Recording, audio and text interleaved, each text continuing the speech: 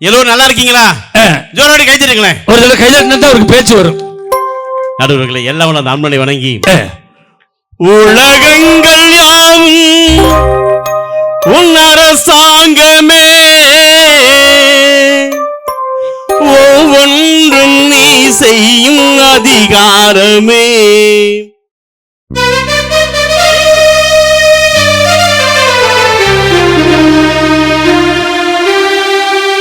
உலகங்கள் யாவும் உன் அரசாங்கமே, ஒவ்வொன்றும் நீ செய்யும் அதிகாரமே. நிதி வேண்டும் ஏழைக்கு, மதி வேண்டும் பிள்ளைக்கு. நிதி வேண்டும் ஏழைக்கு, மதி வேண்டும் பிள்ளைக்கு. நியாயங்கள் தான் வேண்டும் எல்லோருக்கும், நியாயங்கள் தான் வேண்டும் எல்லோருக்கும். உலகங்கள் யாவும் உன் அரசாங்கமே.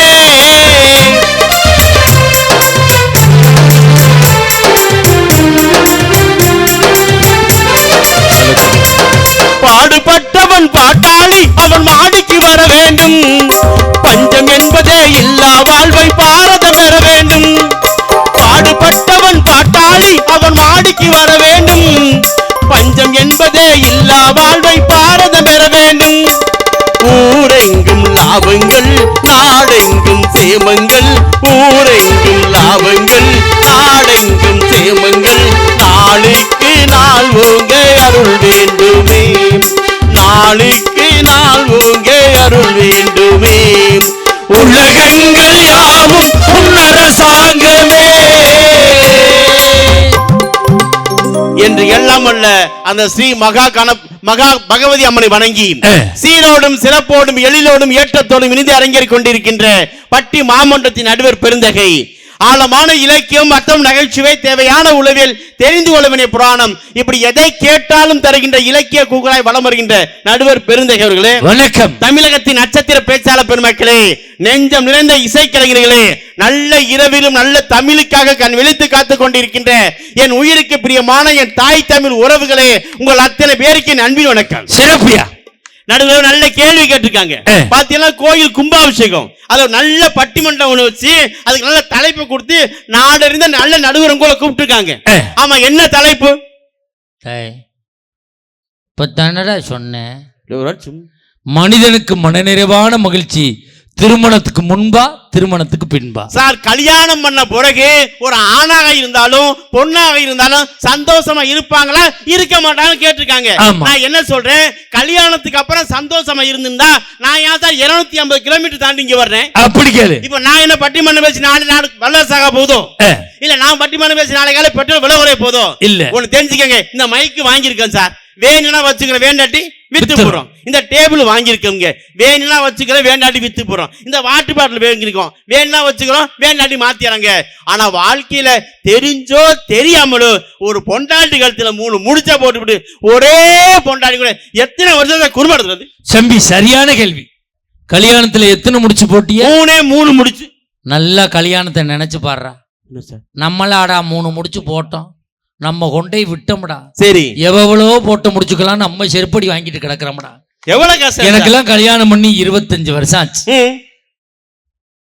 எங்க ஊர் பக்கத்துல நாத்தனா முடிச்சுன்னு போடுவாங்க, நான் அங்கேயா முடிச்சு. சரி, எனக்கெல்லாம் மொத்தம் 4 அக்கா, ஆளுக்கு 3 முடிச்சு போட்டு விட்டுருக்குதுங்க. போய் நைட்டு தடவி பாக்குறேன், 15 முடிச்சு இருக்குடா. விடிய விடிய முடிச்சு வித்ததான்டா வேலை. முடிச்சு வைக்கணும் கூப்பிடுறாங்க, வேலையை பாருமா. ஒண்ணே ஒண்ணு சொல்றேங்க, நம்ம வீட்டுல ஆடு வளர்க்கிறமே, ஆடு, அந்த ஆட்டுக்கு சுகர் இருக்கா? ஆட்டுக்கு சுகர் இல்ல. பிபி இருக்கா? இல்ல. பிரஷர் இருக்கா? இல்ல. ஒண்ணு வேண்டாம், நம்ம வீட்டுல மாடு வளர்க்கிற மாடு, அந்த மாட்டுக்கு சுகர், பிபி, கொலஸ்ட்ரால் எதுவாது இருக்கா? இல்ல. ஒண்ணு வேணாம் சார், நம்ம வீட்டுல நாய், அந்த நாய்க்கு சுகர், பிபி, கொலஸ்ட்ரால் ஏதாவது இருக்கா? இல்ல. இல்ல. ஆனா மனுஷன் நமக்கு மட்டும் சுகர் இருக்கு, பிபி இருக்கு, பிரஷர் இருக்கு, எல்லா வியாதி இருக்கு. ஏன்? ஏன்னா அதுக்கெல்லாம் பொண்டாட்டி இல்ல. இல்ல, நமக்கு பொண்டாட்டி இருக்கு. கரெக்ட்.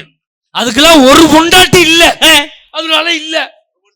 ஏங்க அதை விடுங்க சார், நீங்க பாத்தீங்கன்னா தமிழ்நாட்டிலேயே பட்டிமன்ற நடுவர்ல சொந்த கார் வச்சிருக்க ஒரே நடுவர் நீங்க ஒரு ஆள் தான். பாத்தீங்கன்னா கார்ல போயிட்டு இருக்கீங்களே, கார்ல போறப்போ ரோட்ல எங்கயாவது பைத்தியக்கார ஆடு பாத்திருக்கீங்களா? பைத்தியக்கார ஆடு பாத்திருக்கீங்களா? பைத்தியக்கார மாடு பாத்திருக்கீங்களா? இல்ல. எங்கயாவது பைத்தியக்கார நாய் பாத்திருக்கீங்களா? இல்ல. ஆனா மனுஷன் ரோட்ல பைத்தியம் ஆகிறானே, ஏன்?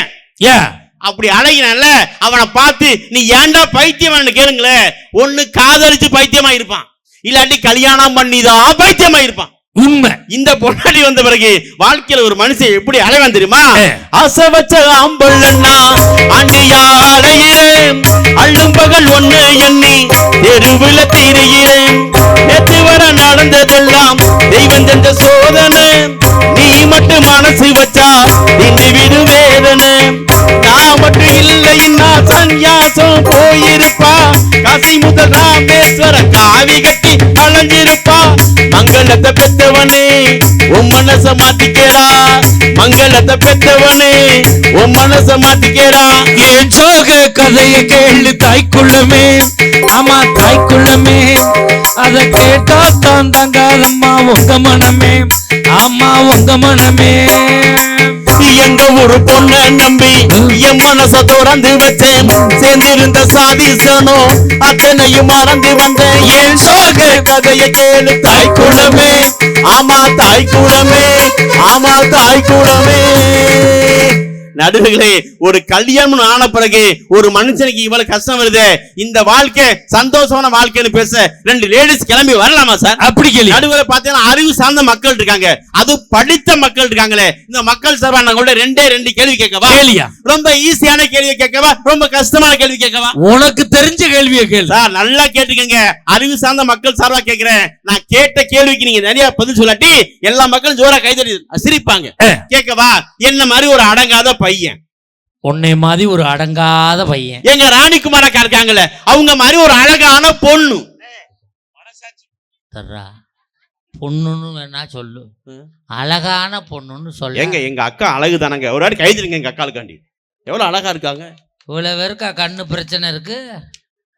இப்ப என்ன மாதிரி அடங்காத பையன், எங்க அக்கா மாதிரி அழகான பொண்ணு. அடங்காத பயலுக்கும் அழகான பொண்ணுக்கும் என்ன வித்தியாசம்? நீ வேட்டி கட்டி இருக்க, அந்த அம்மா சேலை கட்டி இருக்கு. ஏங்க இங்க உட்கார்ந்து இருக்க யாருக்குமே தெரியாதா நான் வேஷ்டி கட்டி இருக்கிறதும் எங்க அக்கா சேலை கட்டிக்கிறதும்? இத சொல்றதுக்கு நடுவர் ஒரு தெரியுமாங்க. எங்க அழகான பயலுக்கும் அழகான பொண்ணுக்கு என்ன வித்தியாசம் தெரியுமா? என்ன? அடங்காத பையன் ஊரை சுத்துவான், அழகான பொண்ண ஊரே சுத்தும். கடைசியில சுத்தி விட்டு போயிரும், போலீஸ் ஸ்டேஷன்ல போய் உட்கார்ந்து இருப்பான். இதான் உண்மை சார். ஒண்ணு வேணாம் சார். ஒரு கிணறு, கேணி. தம்பி, கிணறா கேணியா கரெக்டா சொல்லு.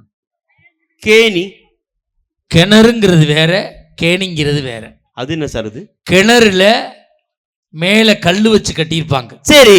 கேணியில தந்தரையா இருக்கும். சரி. கிணறா கேணியா? கேணி. சரி, கேணி. அந்த கேணிக்குள்ள 10 தவளை இருக்கு. சரி. எத்தனை தவளை இருக்கு? 10 தவளை. 10 தவளையில 5 தவளை செத்து போச்சு. மிச்சம் எத்தனை தவளை இருக்கும்? 5 தவளை இருக்கும். ஏங்க 10 தவளை உள்ளதானங்க இருக்கும். செத்த தவளைக்கு வக்காலத்து வாங்குற ஒரே ஆள் நீ தான். ஏங்க செத்தாலும் உள்ளதானங்க இருக்கும். சார், அறிவு சார்ந்த மக்கள் இருக்காங்களா கேக்குறேன் சார். இந்த உலகத்திலே சிறந்த நண்பர்கள் யார் சார்? நானு ரவியும். அதை விட சிறந்த நண்பர்கள்? நானு இந்த பிகாரியும். சார், அதை விட சிறந்த நண்பர்கள்? நானு எங்க செல்வாமும்.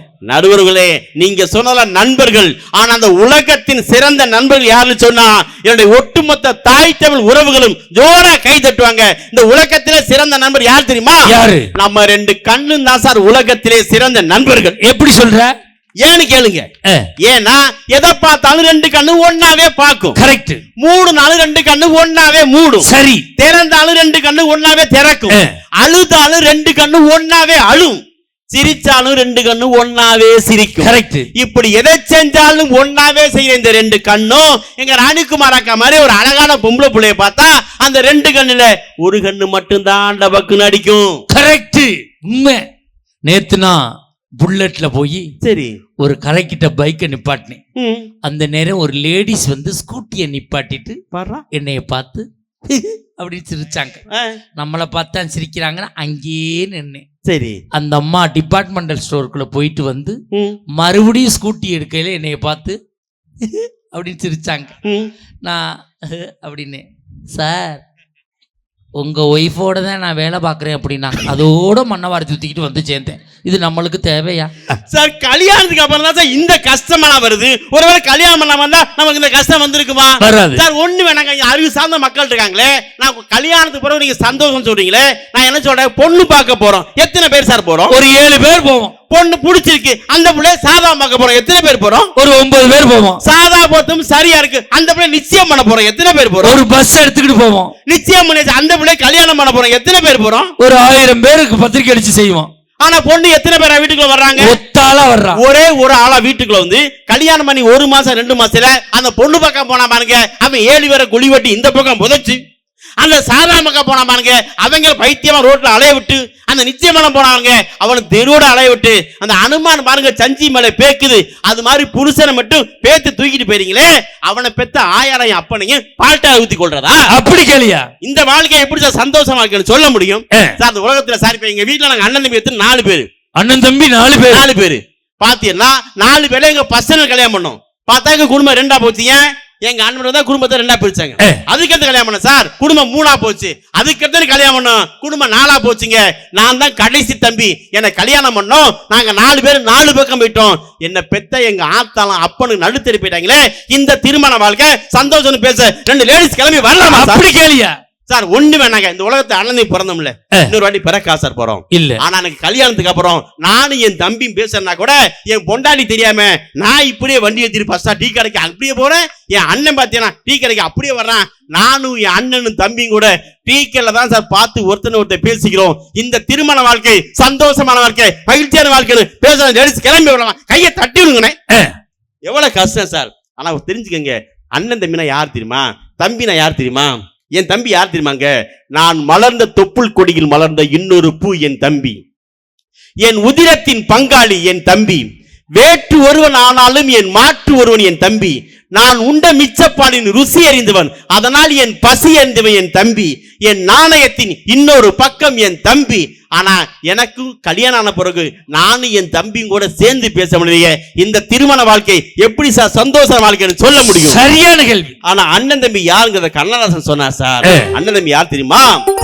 ராஜாக்கள் மாளிகையும் காணாத கண்ணுக்கு கண்ணாக அன்பாலே இணைந்து வந்து பொண்ணுக்குள் ஒண்ணாக.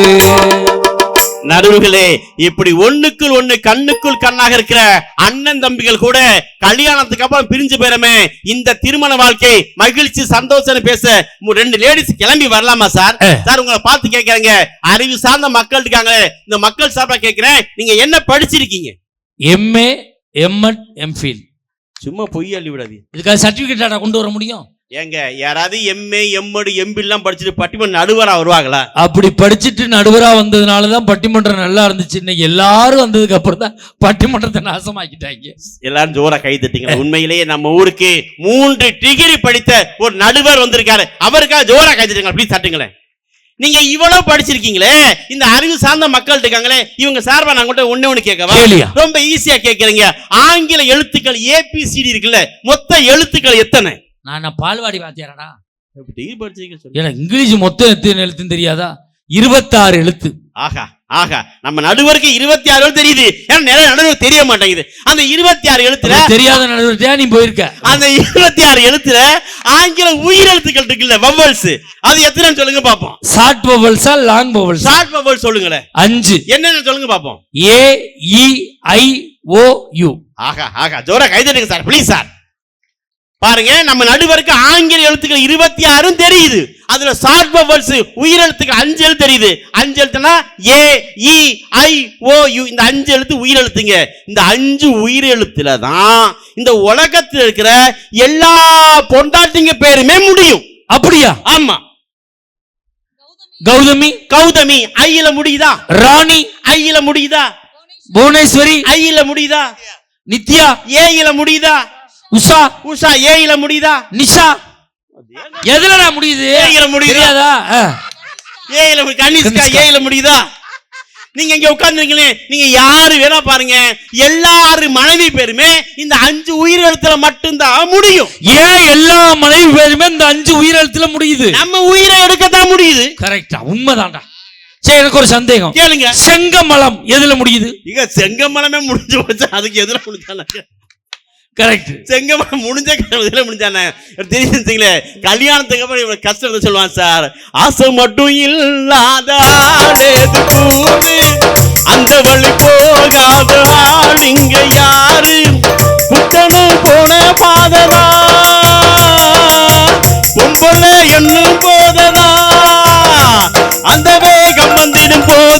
ஒரு வேலை என்பது ஏது, அது நாளும் நாளும் தாகம்தான். உண்மையே எண்ணி பாருடா, அது இல்லாட்டா உலகம் இங்க ஏதடா.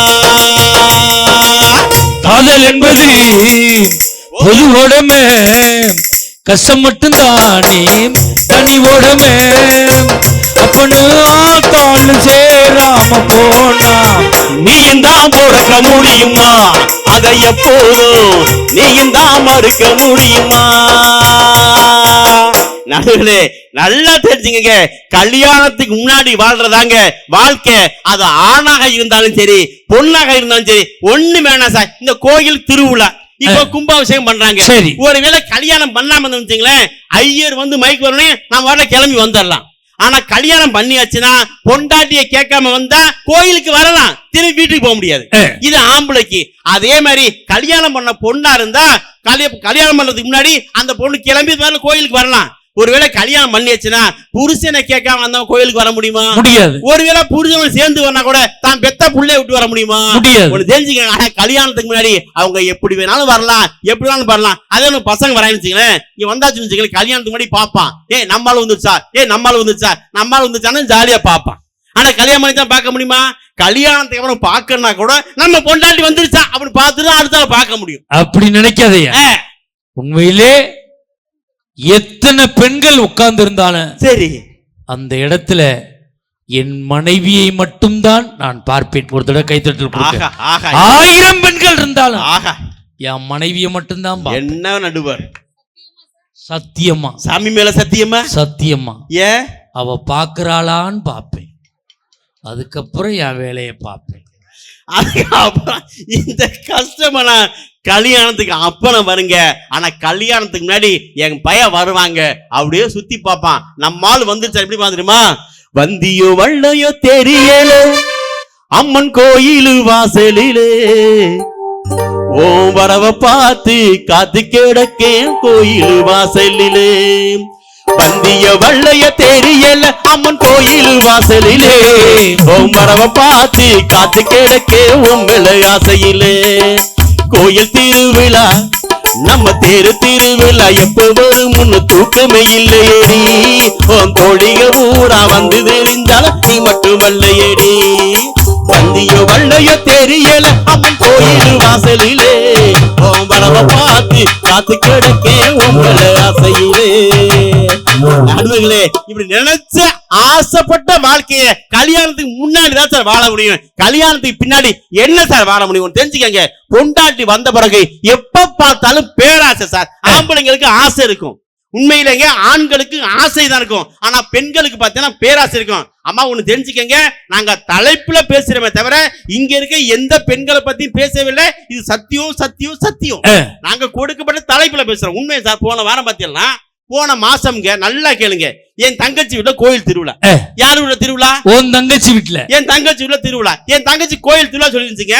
என்னால போக முடியல. என் பொண்டாட்டி போனா போய் ஒரு வாரம் இருந்து கறி முட்டை மீன் எல்லாம் ஆக்கி வச்சு தின்னுபிட்டு டிஃபன் பாக்ஸ்ல கொண்டாந்து வீட்டுல பிரிட்ஜ்ல வச்சு சூடு காட்டி 4 நாள் தின்னா. நியாயப்படி தின்னால. போன மாசம் பார்த்தெல்லாம் அவ தங்கச்சி வீட்டுல திருவிழா. என் பொண்டாட்டி கீழே விழுந்தாக்கள் காலு சுளுக்கி கிச்சு நடக்க முடியாம கிடக்குறா. நியாயப்படி என்ன சார் சொல்லணும்?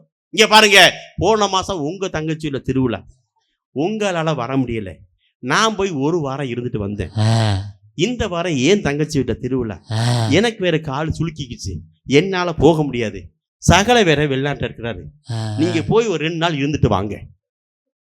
உன் லட்சணம் தெரிஞ்சுதான்டா அந்த அம்மா அனுப்பல. தெரியும்டா. நியாயப்படி சொல்லணுமா சொல்ல வேணாமாங்க? அப்புறம் என்னங்க சந்தோஷம் மகிழ்ச்சிக்கு கல்யாணத்துக்கு அப்புறம் இதை விட பெரிய கொடுமை சார். எதிர்த்த வீட்டை எது வாங்கலாம் அணு வாங்கணும். கரெக்ட். ஏங்க எதிர்த்த வீட்டுல மிக்சி வாங்கிட்டாங்க, நம்ம வீட்டுக்கு மிக்சி வாங்குங்கன்னு சொல்றேன். ஏங்க எதிர்த்த வீட்டுக்கான கிரைண்டர் வாங்கிட்டாங்க, நம்ம வீட்டுக்கு வாங்குங்கன்னு சொல்றேன். ஏங்க எதிர்த்த வீட்டுல பாத்தீங்கன்னா ஏசி வச்சாச்சு, நம்ம வீட்டுக்கு ஏசி வாங்குன்னு சொல்ற பொண்டாட்டி. ஏங்க எதிர்த்த வீட்டுக்கான 2 கல்யாணம் பண்ணிட்டான், நீங்களும் ஒண்ணு பண்ணுங்க. யோசனை வராம ஒரு மாதிரியாவே இருக்கடா. உண்மை சார். பொண்டாட்டி போட்டி போடுறா. எழுத்த விட்டு என் பொண்டாட்டி அது மாட்டான். எழுத்து வீட்டுக்காரி ஸ்கூட்டி வாங்கினா நீனு வாங்கு, அவ மிக்சி வாங்கினா நீனு வாங்கு, அவ கார் வாங்கினா நீனு வாங்கு. போன வாரம் எழுத்து விட்டு கைக்கு கருப்பு பைய ஆபரேஷன் பண்ணிக்காங்க, இவ்வளவு பண்ண சொல்றாயா? ஏன்டின்னு கேட்கிறேன். அவளை எல்லாரும் பழம் வாங்கிட்டு பார்க்க வர்றாளுங்க, எனக்கும் பண்ணி விடு, எல்லாரும் பார்க்க வரட்டும்.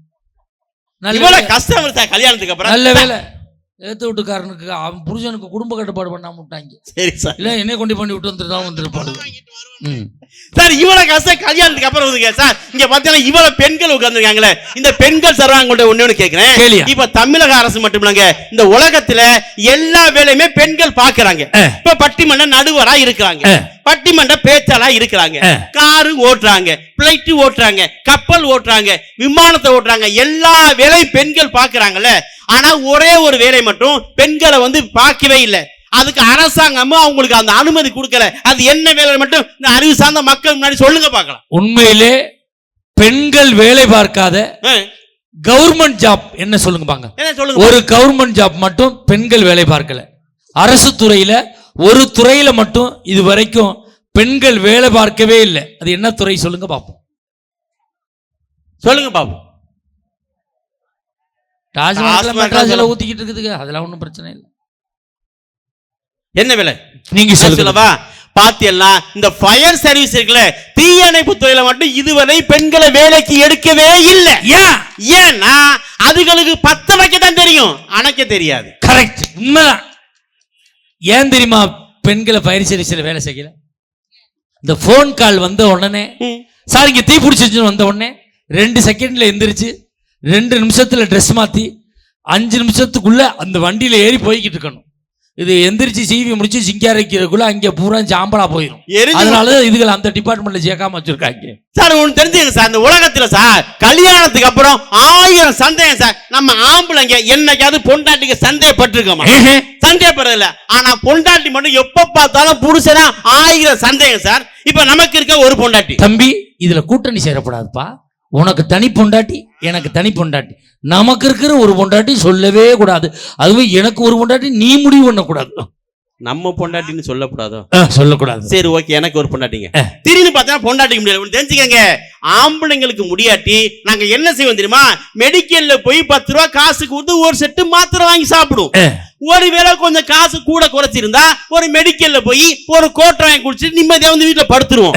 ஆனா அந்த பொண்டாட்டிகள் மட்டும் முடியாம வந்தா நம்ம எங்கேயாவது கந்து வட்டிக்காது 5000 10,000 காசு வாங்கி அதை கொண்டு ஹாஸ்பிட்டல்ல கட்டினாதான் வீட்டுல சந்தோஷம் இருக்கும், மகிழ்ச்சி இருக்கும், நைட்டு சோறு குடிக்க முடியும். இப்ப எனக்கு இருக்க ஒரு பொண்டாட்டியா? பொண்டாட்டிக்கு முடியல சார். எங்க ஊர்ல ஒரு பெரிய மனுஷன் 10,000 காசு கடை வாங்கி பொண்டாட்டி கூட தஞ்சாவூர் போறாங்க. போய் தஞ்சாவூர்ல பிளட் டெஸ்ட், யூரின் டெஸ்ட், அந்த டெஸ்ட், இந்த டெஸ்ட், எல்லா டெஸ்டையும் முன்னாடி எடுத்தாச்சு. எடுத்துட்டு தஞ்சாவூர்ல தான் புதுக்கோட்டைக்கு வரணும். எங்க இருந்து வரணும்? தஞ்சாவூர்ல இருந்து புதுக்கோட்டைக்கு வரணும். நான் பாத்தீங்கன்னா தஞ்சாவூர்ல புது பஸ் ஸ்டாண்ட்ல நிக்கிறேன். இங்க இல்ல, தஞ்சாவூர் புது பஸ் ஸ்டாண்ட் பக்கத்துல பாத்தீங்கன்னா பொண்டாட்டி நிக்கிறா சார். ஏன் கெட்ட காலம் பாருங்க. அந்த நேரம் பார்த்து என் கூட படிச்ச புள்ள ஒருத்தி வந்தா சும்மா படாது என்ன பார்த்து, என்ன ஜெய்சங்கர் என்ன இங்க நிக்கிறேன்னா? நான் சொன்னேன் ஒண்ணு இல்லப்பா, பொண்டாட்டிக்கு முடியல, ஹாஸ்பிட்டல் கூட்டி வந்தேன், எல்லா டெஸ்ட் முடிச்சாச்சு, புதுக்கோட்டை போகணும், பசுக்கிலேயே பேசிக்கிட்டு இருக்கோங்க. இந்த நேரம் பார்த்தா அவ போண்டிய பஸ் வந்துருச்சு சார். அவ சும்மா வரல சார், அவ பெத்த 2 புள்ளைய வர கூட்டி வந்தா. அவ பஸ் ஏறி போனா பாருங்க. போன மறு செகண்டே பொண்டாட்டி கேட்டா, ஆமா அது யாருன்னா? ரைட்டு, ஏப்பா என் கூட படிச்ச புள்ளதாப்பான்னு. அவ புருஷன் எங்க இருக்கான்னு கேட்டா. அவ புருஷன் வெளிநாட்டுல இருக்கான். அதான் சொல்லிட்டேன் சார். ஆமா அது 2 புள்ள யாரு பெத்த புள்ளன்னா? ஏண்டி அவ பெத்த புள்ளதாண்டின்னு. அந்த 2வது பையன் அதுவும் அவ பெத்த புள்ளதாங்கிறேன். அதுக்கு என் பொண்டாட்டி சொல்றா, அந்த 2வது பையன் ஒன்ன மாதிரியே இருக்கான். அப்படியா சொன்னா? முறப்படி முத புள்ளையில ஒஞ்சாயில இருக்கணும். அது ரவிக்குமார் மாதிரி இருக்குன்னு சொல்லிக்கிறான். ஊர் பக்கம் வந்து ஏன்டா தேவையில்லாம பிரச்சனை கிளப்பிட்டு இவ்வளவு கஷ்டங்களுக்கு நல்லா தெரிஞ்சுங்க சார். சார் அறிவியல் ஆய்வு சொல்லுதுங்க, 1000 கட்டளம்பட விஷம் வந்து ஒரு பூரானுக்கு இருக்கான், 1000 பூரானோட விஷம் வந்து ஒரு தேளுக்கு இருக்கான், 1000 தேளோட விஷம் வந்து ஒரு நல்ல பாம்புக்கு இருக்கான். ஆனா 1000 நல்ல பாம்போட விஷம் வந்து ஒரு பொண்டாட்டி நாக்குல இருக்கான். எத்தனை நாக்க பாத்தியோ?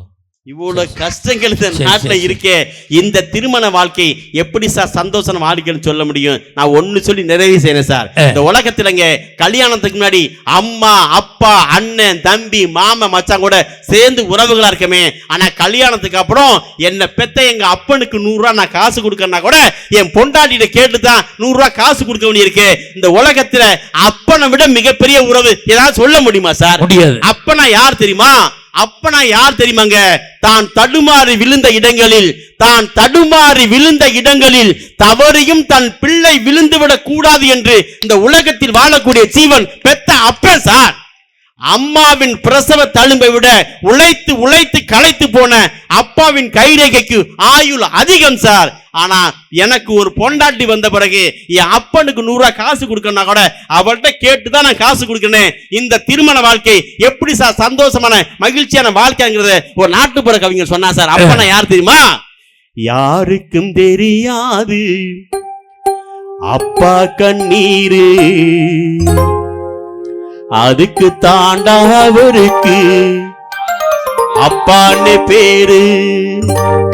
தோழனா இருந்தவரு, தோளில் தூக்கி சுமந்தவரு, கடனா காசு கூட கடன் இல்லாம வளர்த்தவரு, பட்டினியா கிடந்தவரு, பணங்காச கொடுத்தவரு, ஆக மொத்தம் சொல்ல போனா ஆண்டவனுக்கு அடுத்தவரு யாருக்கும் தெரியாது அப்பா கண்ணீரு, அதுக்கு தாண்டா அவருக்கு அப்பான்னு பேரு. நடுவர்களே, கல்யாணத்துக்கு முன்னாடி அம்மா அப்பா அண்ணன் தாம்பி மச்சான் கூட உறவுகளோடு சேர்ந்து வாழ்கின்ற வாழ்க்கை தான் மனுஷனுக்கு சந்தோஷம் வாழ்க்கை. தவிர பொண்டாட்டி வந்த பிறகு எதை கேட்டாலும் பொண்டாட்டி கேட்டு செஞ்சு வாழக்கூடிய வாழ்க்கை ஒரு காலம் நல்ல வாழ்க்கை இருக்காது என்ற நல்ல தீர்ப்பை தான் நீங்க தரு நம்பிக்கையோடு இப்படி நிறைவு செய்கின்றேன். கடைசி ஒரு உருண்டை சோற்றை கூட நமக்கு போராடி ஊட்டிய தாய் தந்தையை கடைசி காலத்தில் ஒருவேளை சோற்றுக்கு கையெழுந்தபடி விட்டு விடாதீர்கள். நல்ல வாய்ப்புக்கு நன்றி, வணக்கம். அருமையான பேச்சு, நல்ல ஒரு கைத்தட்டல் கொடுங்க பாப்போம். நல்லா ரசிக்கிறாங்க, சூப்பர் தம்பி, உண்மையில அருமையா இருந்துச்சு. இங்க இருக்க திருமணமான ஆண்களை பார்த்து ஒரு கேள்வி கேட்டுட்டு இந்த அம்மாவை இறக்கி விடலாம்னு நினைக்கிறேன். இது வரைக்கும் நான் கல்யாணம் பண்ணதுல இருந்து என் பொண்டாட்டி நகைய அடகு வச்சதே இல்லைங்கிற ஆம்பளைய கைதுக்குங்க பாப்போம்.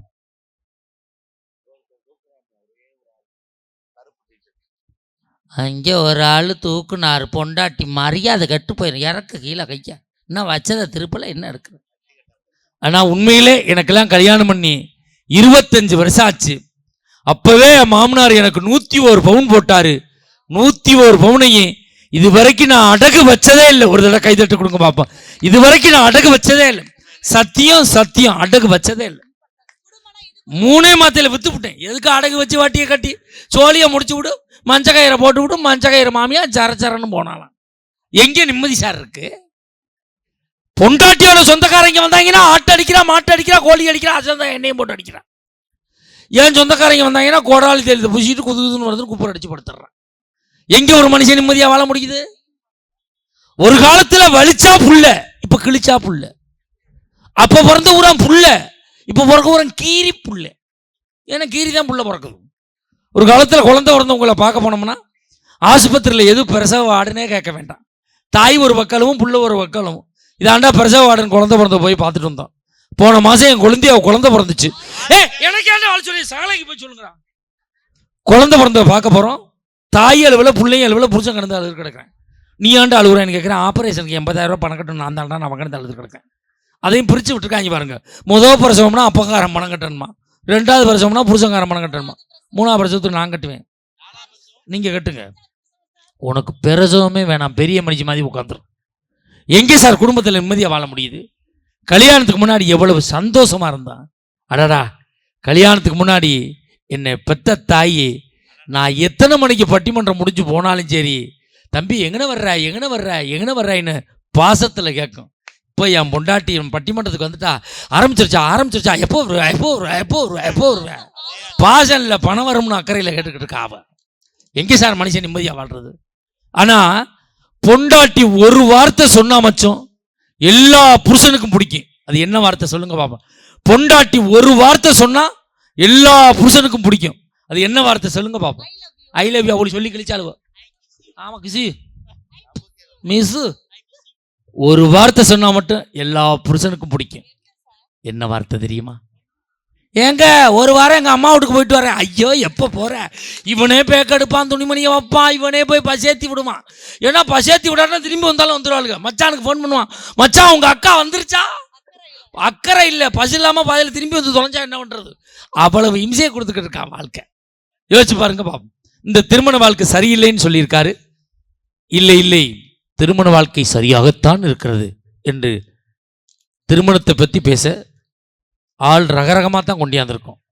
திருமணமாகி 10 வருஷம் ஆனவங்க, 15 வருஷம் ஆனவங்க, 20 வருஷம் ஆனவங்க, 25 வருஷம் ஆனவங்க, 35 தாண்டி நிற்கிறவங்க எல்லாரையும் கூட்டியாந்துருக்கோம்.